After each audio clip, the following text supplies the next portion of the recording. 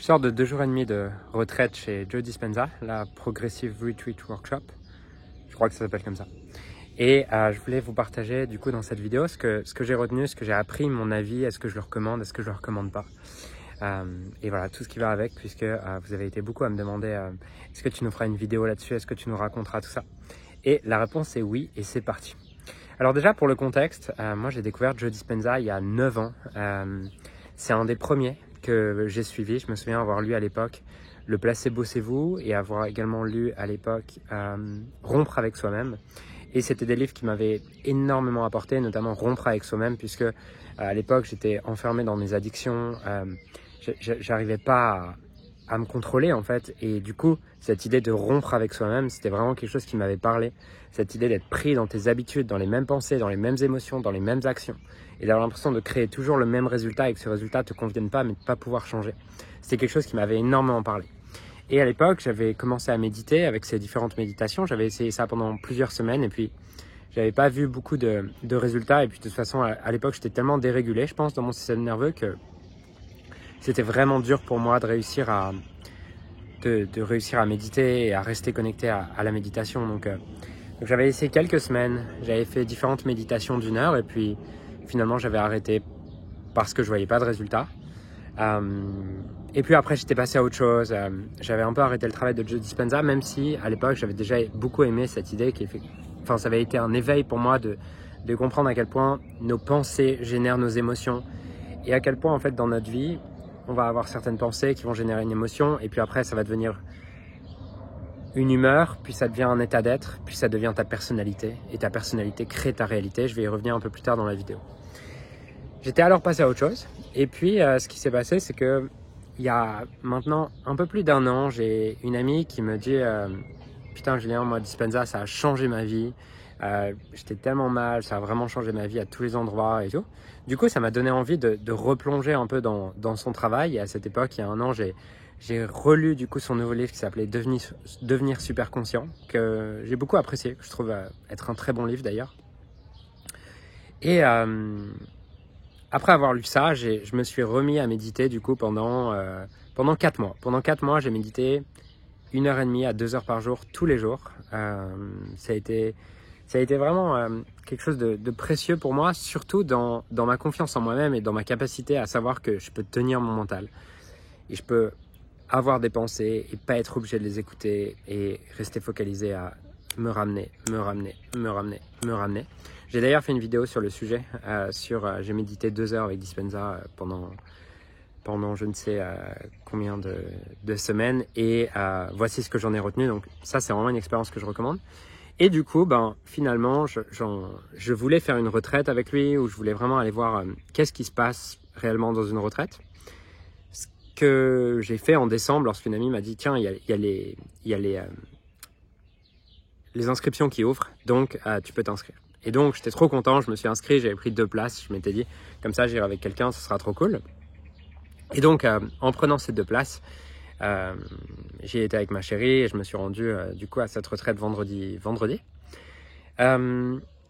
Rentrons maintenant dans la retraite du coup. Est-ce que j'ai aimé, est-ce que j'ai pas aimé, qu'est-ce que j'en retiens, qu'est-ce que j'ai apprécié, pas apprécié, est-ce que je le recommande? Je suis un peu mitigé.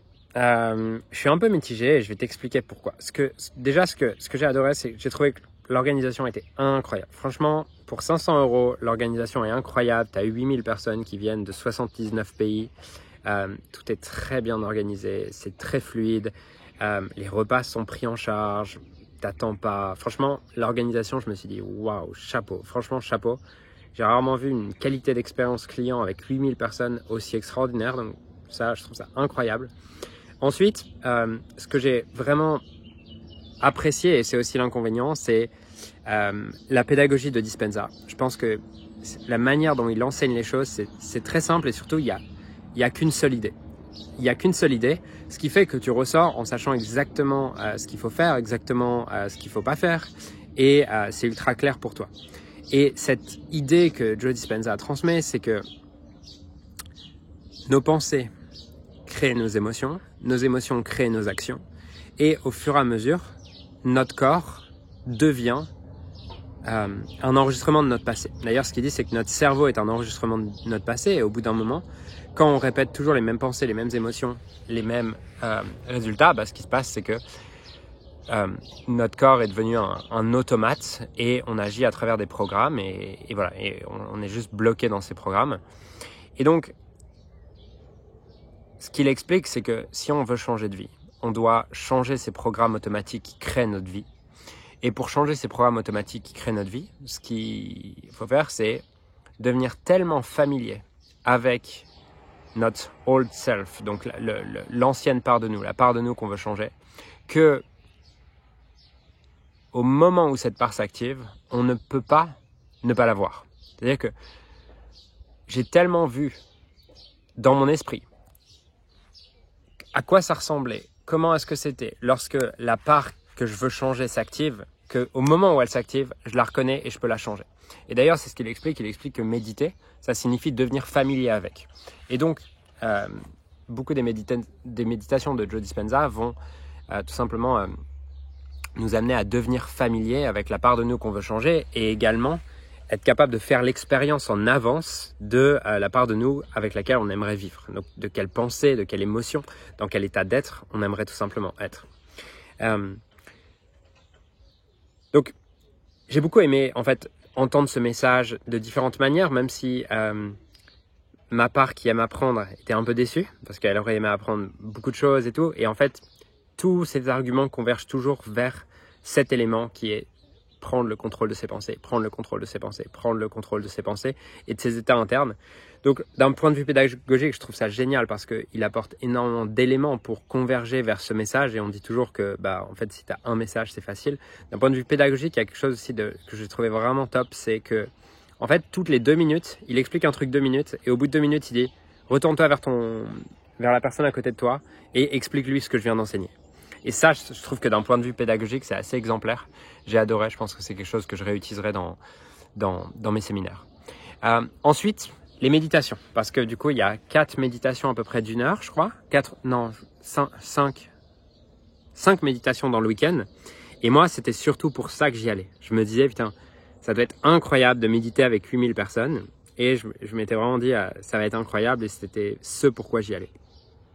Et surtout que tu n'as pas le choix. Tu y es pour ça, donc tu vas méditer. Et arrive la première méditation et je me dis comment ça va être de méditer avec 8000 personnes. Est-ce qu'il y a quelque chose qui se passe? Est-ce que tu accèdes à une certaine énergie? Bref, je me pose cette question. Et puis, commence alors la première méditation. Et là, je me dis, là, je sens ma chérie à côté qui s'agite, qui bouge son sac, qui bouge ses jambes, qui bouge ses genoux, qui me tape dans le genou et tout. J'entends mon voisin à droite qui se met à ronfler, je crois qu'il s'est endormi. Et j'entends derrière, il y en a un qui fait tomber quelque chose et tout. Et ça en l'espace de 20 secondes. Je me dis, ça va être sympa de réussir à se concentrer, ça va être sympa de réussir à méditer. Et puis, une fois, ces 2-3 minutes où je suis en mode, putain, c'est impossible de se concentrer, c'est impossible de méditer. J'arrive à vraiment rentrer dans le truc et là, je sens vraiment une ouverture de cœur, je sens vraiment quelque chose qui se passe au niveau de mon cœur et je comprends pour la première fois ce qu'il décrit à travers la méditation, cet espace vraiment d'ouverture du cœur où j'avais l'impression que mon cœur allait exploser et c'était même inconfortable en fait, tellement j'avais pas l'habitude de cette sensation. C'est une sensation que j'avais jamais vécue à travers la méditation. Je l'avais vécue il y a quelques années quand je faisais les stages de David Laroche ou de Magnier Sam à travers justement la méthode SANE, le système d'alignement neuro-émotionnel.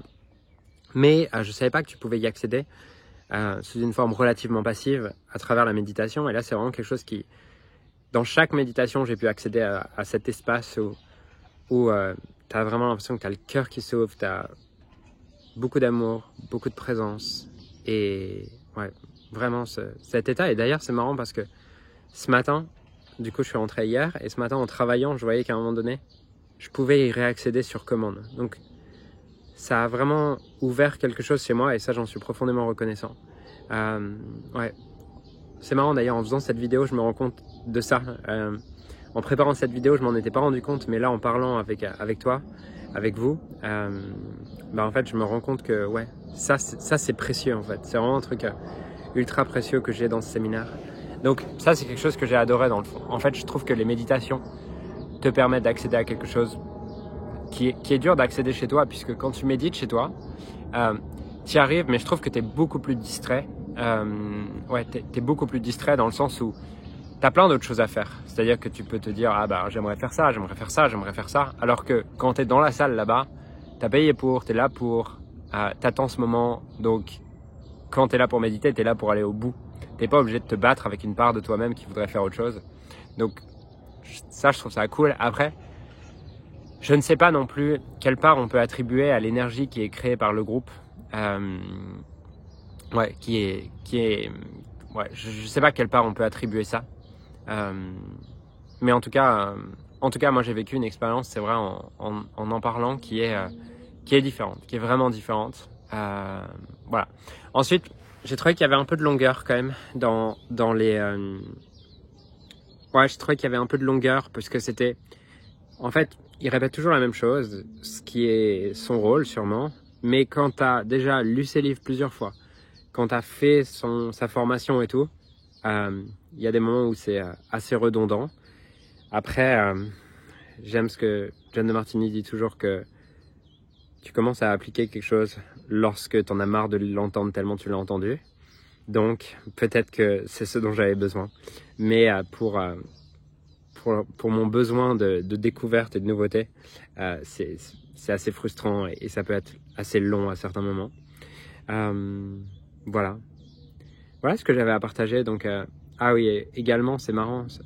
Je vois que ça a déclenché aussi chez moi d'autres choses, puisque le dimanche matin, à un moment donné, il nous fait partir sur sa respiration. Je sais pas si tu connais un peu le travail de Joe Dispenza, tu connais sa respiration active, où tu dois faire monter l'énergie qui est stockée dans tes 3 premiers centres énergétiques, et tu dois la faire monter jusqu'à ta glande pinéale et pouvoir libérer cette énergie qui est stockée dans ces 3 premiers centres énergétiques.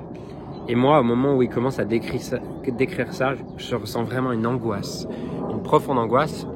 Et là, je me vois petit dans différents moments dans différents moments, et je me mets vraiment à pleurer. Et ma chérie me demande, mais pourquoi est-ce que tu pleures? Et je dis, ça fait remonter tellement de choses. Et avant même, juste quand il décrivait l'exercice. Et du coup, ça m'a permis aussi de m'accompagner à ce moment-là et de voir que je pouvais prendre dans les bras ce petit bébé, en fait, qui à un moment donné avait manqué peut-être de quelque chose, qui avait perçu manquer de quelque chose, et de voir que si je m'accompagne derrière ce petit bébé, il est ok d'aller dans l'exercice. Ça a été quelque chose vraiment d'aidant pour moi, et de très libérant. Je sais pas si ça se dit libérant, mais en tout cas très libérant. Et ça, c'est ce que je trouve aussi cool en fait dans les séminaires, c'est que si j'avais fait ça chez moi, probablement que j'aurais commencé à ressentir ça et j'aurais fui ça. Là, je suis juste assis dans la salle, de toute façon, je peux pas bouger. J'ai pas de choix que de m'accompagner. Et ça, c'est ce que je trouve cool dans les expériences en présentiel, c'est que il va se passer des choses que si tu avais été chez toi, probablement tu les aurais évitées, probablement tu les aurais fuies. Et ça te permet de vivre des choses que tu ne peux pas fuir. Je sais que ma chérie a vécu aussi quelque chose de très, très profond, très transformateur le premier jour. Et pareil, elle me disait, en fait, si j'avais pas été là, c'est sûr que j'aurais fui ça. Donc je pense que c'est le gros bénéfice en fait de faire ce genre de séminaire et de participer à ce genre d'expérience, c'est que t'as pas le choix de te confronter à certaines parts de toi. Donc en conclusion, les points positifs, c'est ça te permet de faire une expérience que tu ferais pas autrement, sur lequel tu n'as pas le choix de fuir, et tu découvres vraiment des parts que t'as pas le choix d'aller explorer. L'organisation est vraiment extraordinaire, bravo à toute l'équipe de Dispenza, je trouve ça incroyable. Je pense que ça permet d'ancrer le message, et si tu étais chez toi, probablement que tu aurais pas participé à une autre formation parce que tu te serais dit, je l'ai déjà entendu, et là de ne pas avoir le choix d'être là, ça te force à, ok, en fait je vais l'entendre jusqu'à ce que j'en ai marre de l'entendre, et c'est à ce moment-là que je vais peut-être commencer à l'appliquer vraiment dans ma vie. Et donc ça, c'est vraiment les points positifs. Et point un peu négatif, c'est des longueurs à certains moments. Des longueurs à certains moments. C'est ce que je vois à travers mon besoin de variété. Mais en tout cas, je vois en faisant cette vidéo que je suis quand même très reconnaissant d'avoir participé. Ça m'a apporté des choses qui valent bien 2 jours de mon temps. Et que je me sens reconnaissant d'avoir participé à ces 2 jours. Donc voilà mon bilan. Et puis, à bientôt pour une prochaine vidéo.